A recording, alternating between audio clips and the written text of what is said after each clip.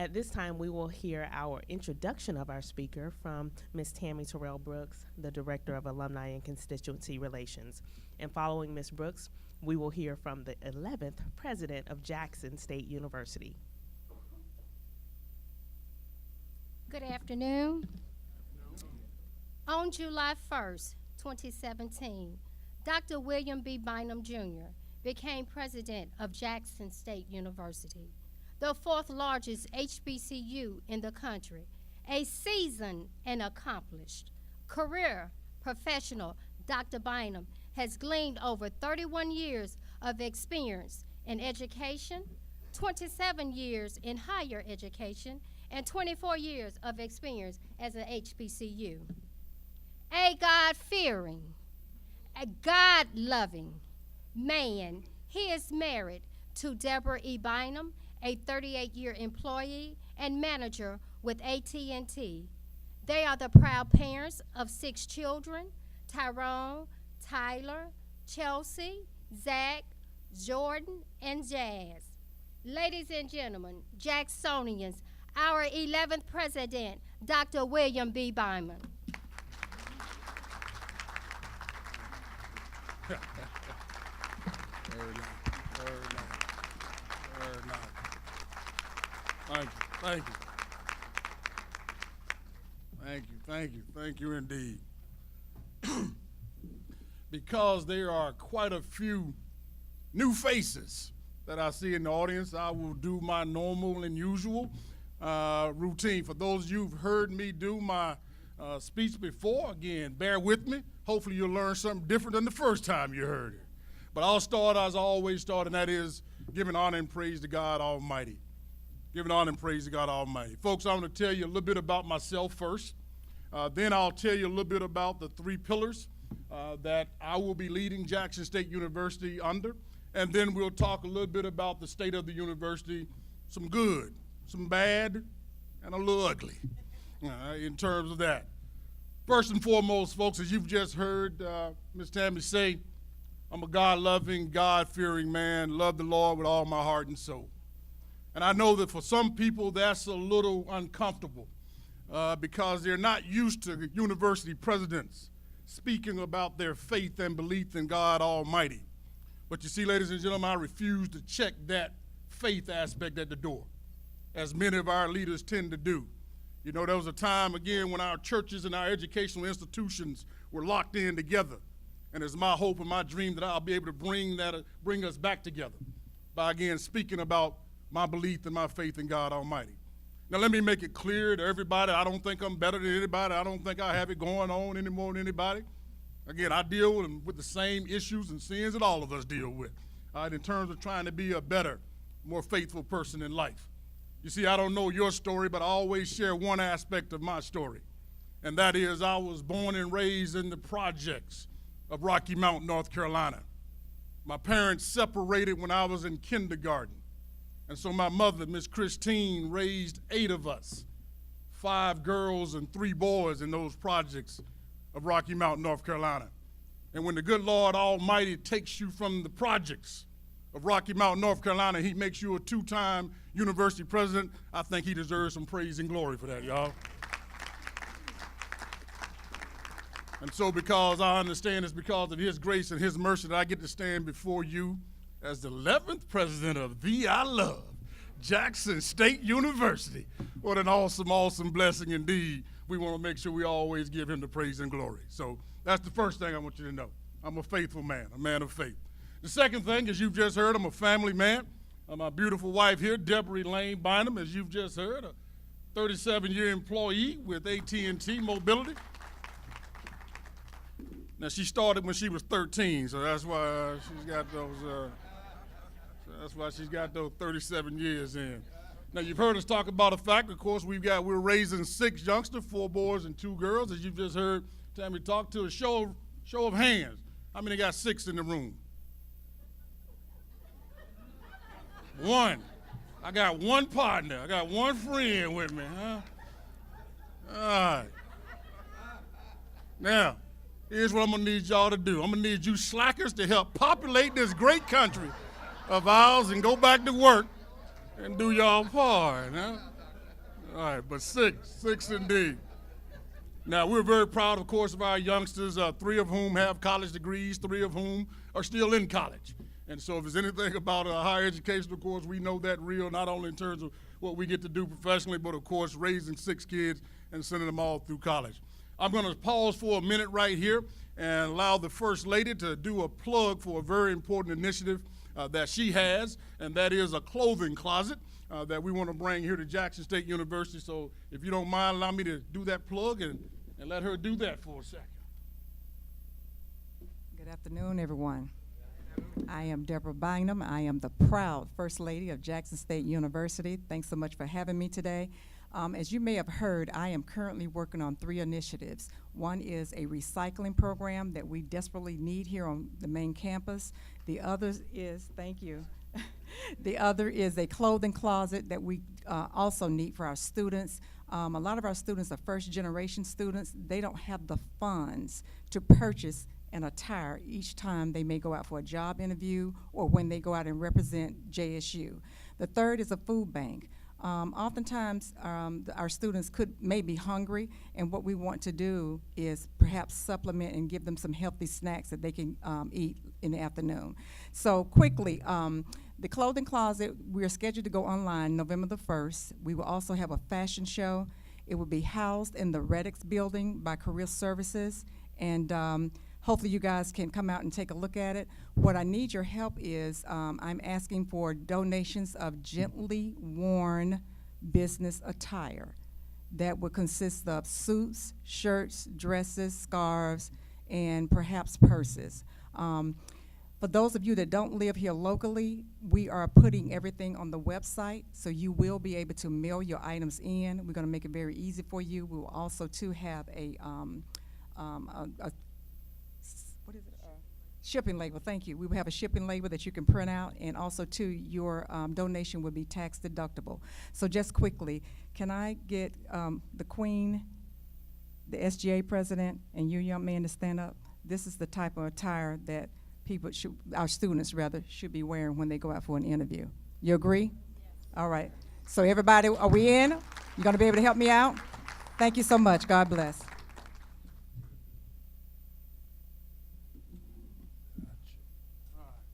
Good, thank you. And then finally, folks, again, as you said, a family man, faithful man, family man, and then the final thing, believe in the future. I am so glad that the good Lord Almighty put me on this earth to do exactly what I get to do each and every day, and that is work with young people and their families who are aspiring for a higher education, who are, again, seeking higher education because they want to change the fortunes of themselves and their families and community members. And so that's extremely important. As we all know, there's no thing from our own lives, there's no single game changer like education and higher education and what it can do for each and every person. Not sure how many of you know, but if you read like I do quite a bit, the latest article says that by the year 2025, 75% of employers will be using a college degree the way they now use a high school diploma, simply as an entry level for a job. Not that the job necessarily requires that, but because of the scarcity of jobs and because of their desire to have a more educated workforce, they're going to start using that as an entry-level certificate. And so it's extremely important that you make sure that everybody within every young person and every older person within your sphere of influence is taking a look at higher education. And of course, we want to make sure they take a look at Jackson State University. So those are 3 things I want you to know. It's not about necessarily my higher education background, my academic credentials. All of those are intact, but I want you to know that I'm a man of faith, I'm a family man, and I indeed believe in the future, which is higher education. So those are the 3 F's that I talk about, and now let me shift gears to those 3 pillars that I'll be leading and this institution under. The first and foremost pillar is student-centeredness. Student-centeredness. Student-centeredness. Putting students first and foremost. Putting students first and foremost. Now, I know most of you are thinking, you're saying, well, that should be automatic. That should be something that we all understand.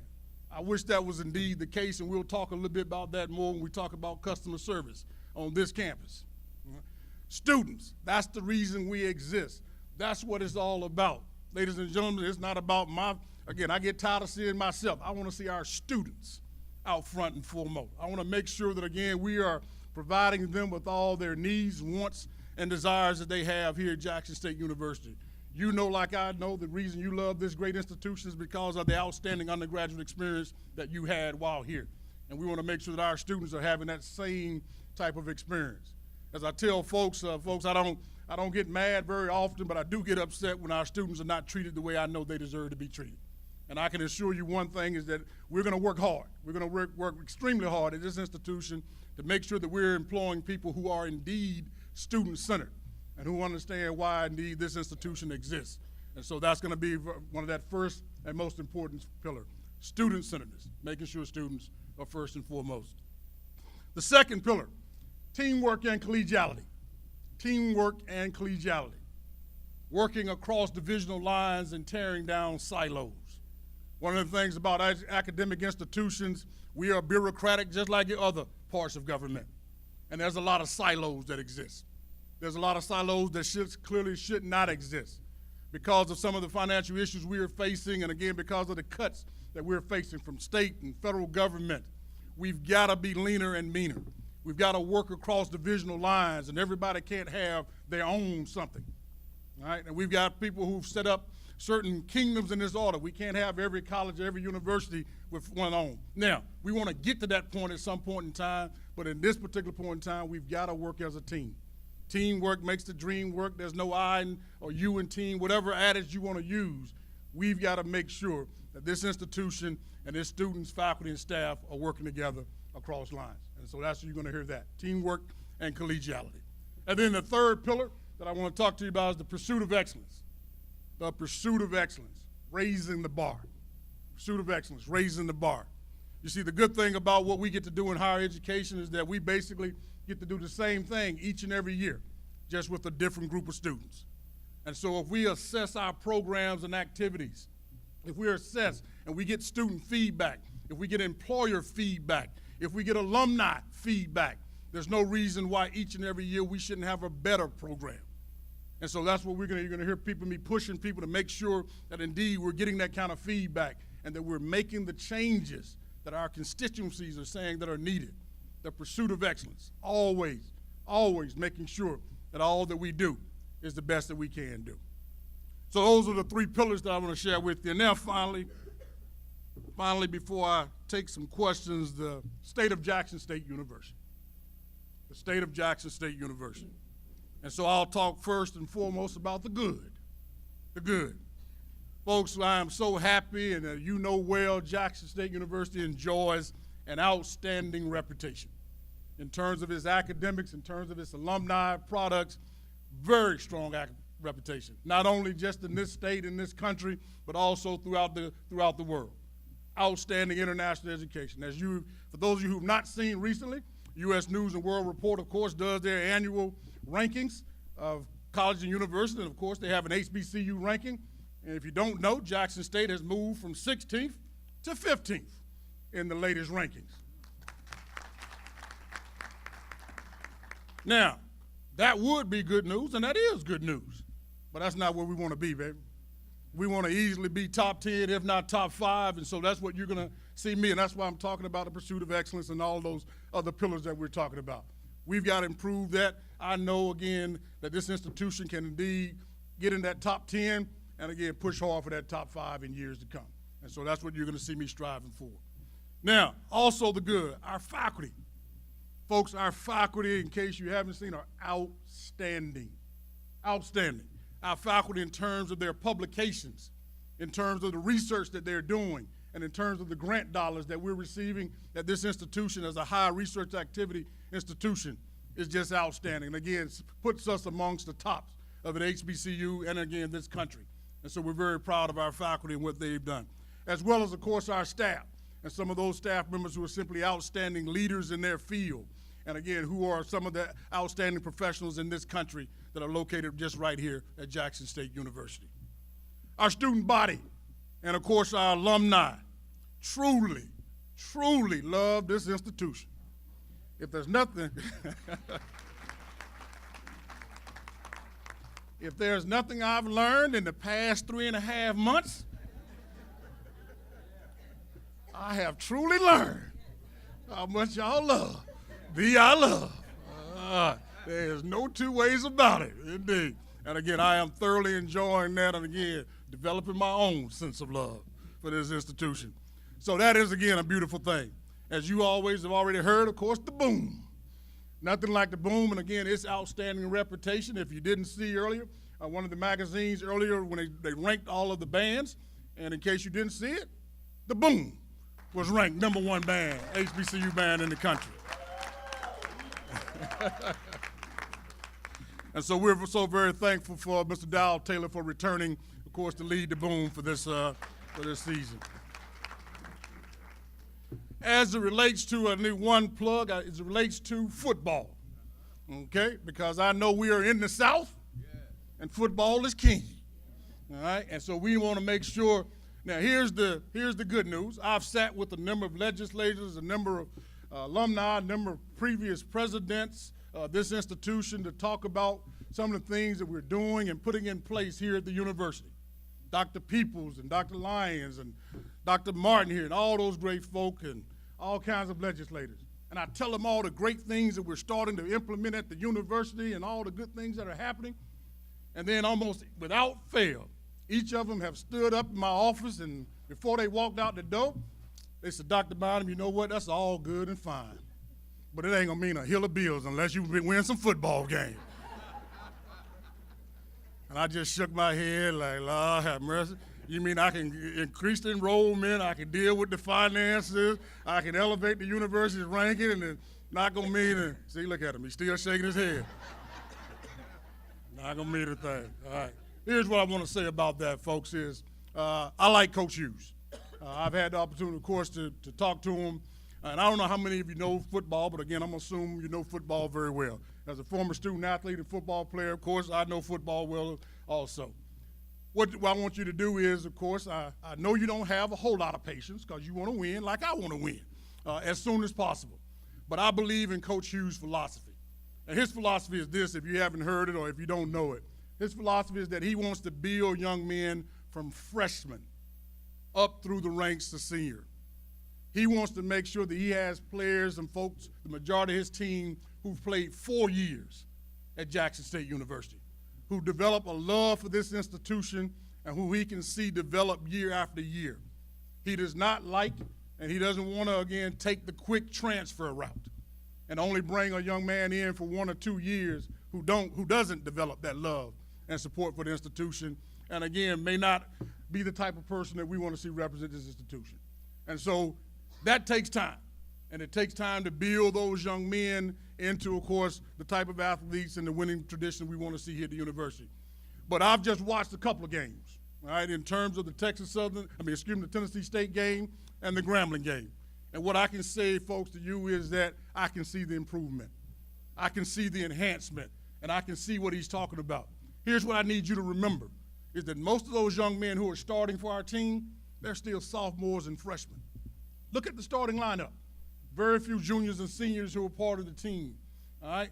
Think about it. I'll use this example. I used our quarterback, just a sophomore. Now, he's just 3 games into his sophomore year. I can already see the type player that he's going to be for the rest of this year, and I can imagine the beast he's going to be his junior and senior year. And so what I'm asking you to do is to have a little patience with Coach Hughes and the program.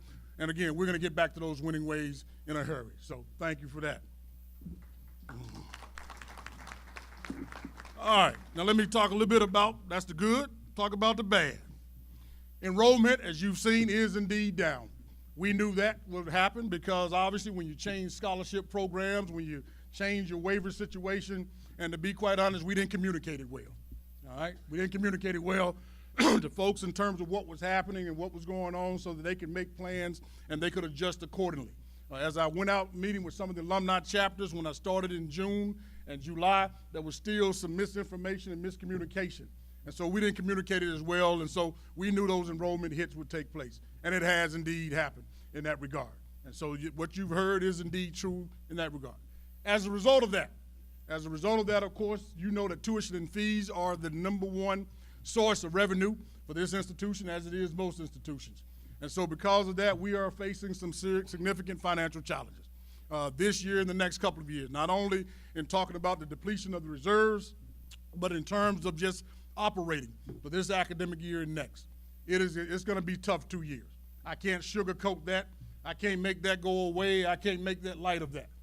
It's going to be a tough couple of years. And so what I need you to know is that we're going to be fine. We're going to be just fine. I'm confident that I have the leadership ability, the leadership team around me, and again, the staff, faculty, staff, who are going to put the institution back on sound financial footing, and that we are indeed going to live within our resources that we've allocated, and we're not going to overspend those resources. We're going to be just fine in a couple of years, but I need you to know and to understand, tough couple of years. But after that, we're going to be just fine. We're going to be just fine. Second, third, in terms of business and culture, as I said earlier, there are some significant things we have to do in terms of changing the campus culture and making sure that indeed it is student and customer friendly. Student and customer friendly. You see, folks, it doesn't take anything, it doesn't cost anything to be nice. All right? And the fact that I'm paying you, you should be extra nice. All right? Or excuse me, our students are paying us. Our students are paying us, we should be extra friendly. It is extremely important. We can outdo anybody, right? It doesn't take any financial situation. We can outdo anybody in terms of the way we treat our students. And that's what I'm going to continue to harp on, the fact that we do just that. And that's what's going to enhance our enrollment when our students can go away back to their families, back to their home communities, and say, you know what? I got it outstanding. The people at Jackson State University really nurtured me, really took care of me, really mentored me.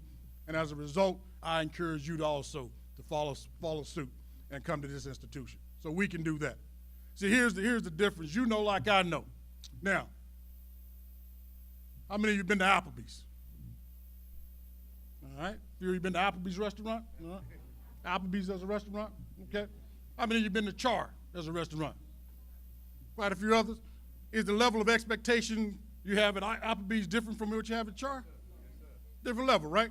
Now, here's what I'm talking about.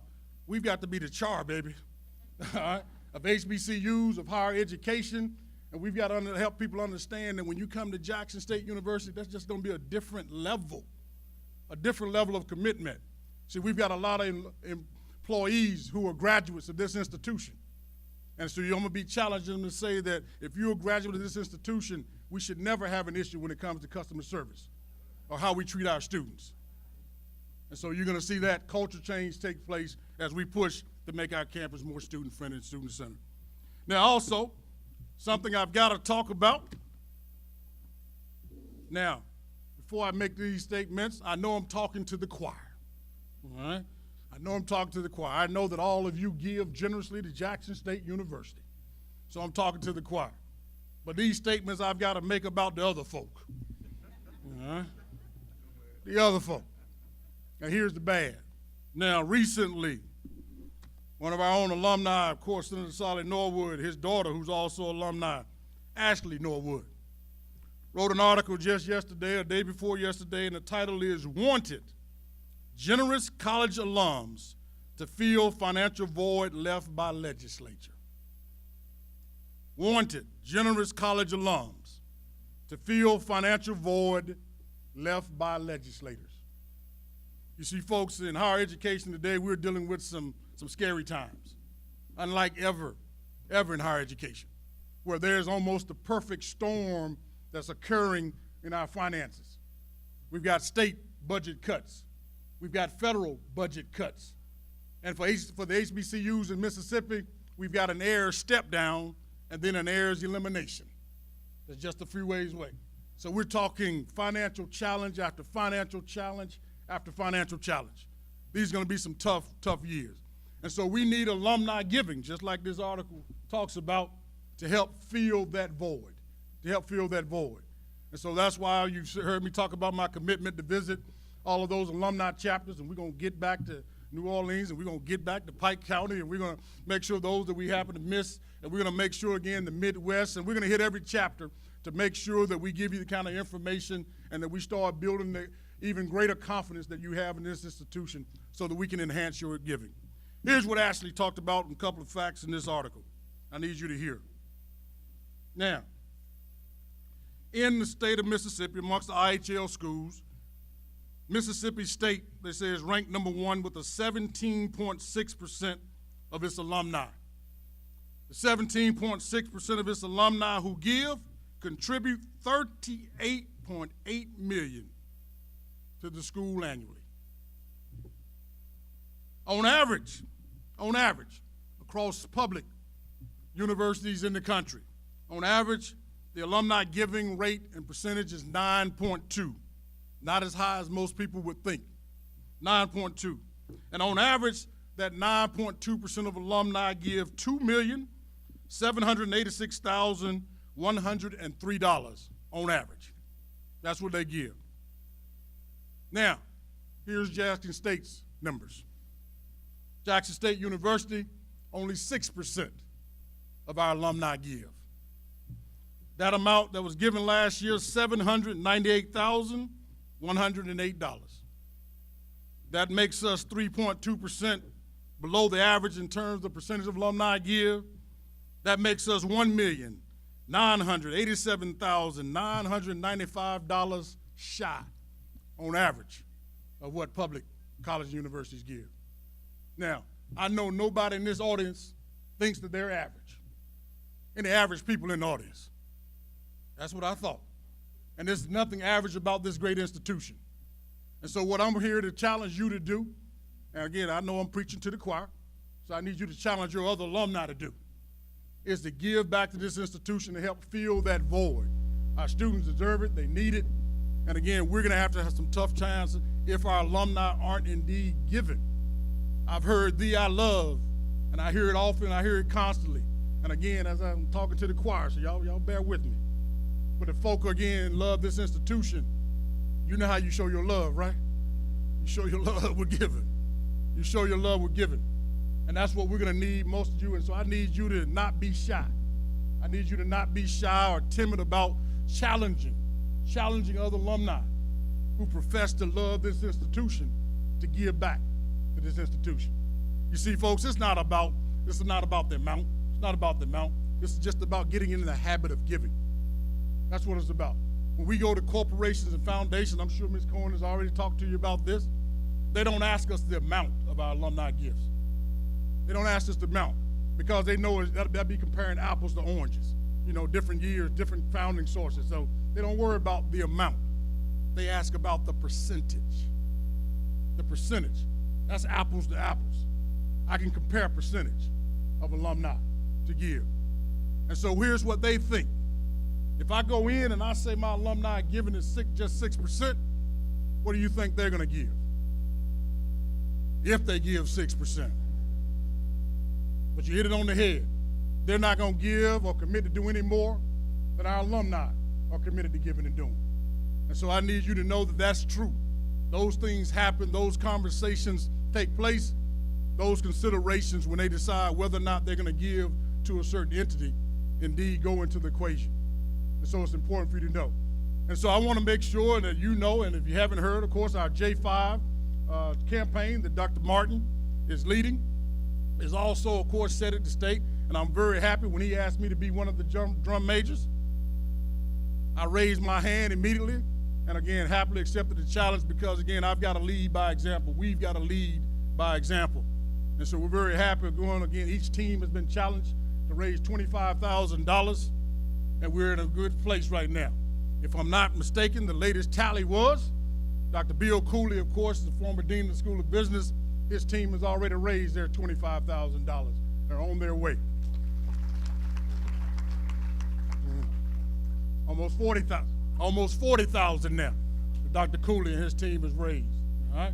I'm proud to say, if I'm not mistaken, I think I'm still ahead of you, Doc, and your sister. All right. That the scholarship set up in my mom's name, the Christine Bynum Smith Scholarship for Academic Excellence and Student Involvement in Campus Ministries, is now, we were at 24,755, but earlier this week, I was with the Hattiesburg chapter. And the Hattiesburg chapter said, you know what, we're not gonna let you go back with just 2475, and so they put us over the $25,000 mark, and so we're thankful for all of those teammates. And of course, other teams are raising. The idea is that $125,000, if all 5 teams are successful, that will be matched by Title III to make it $250,000. And then, of course, that check will be presented at homecoming. And so that's extremely important for you to know as well, trying to lead by example. But let me close out so I can give you plenty of time for asking any questions that you may have of me. Now, in our earlier remarks, and not sure how many of you had the opportunity to hear it, when I first addressed the faculty and staff, I talked about a sense of urgency that I have. Sense of urgency.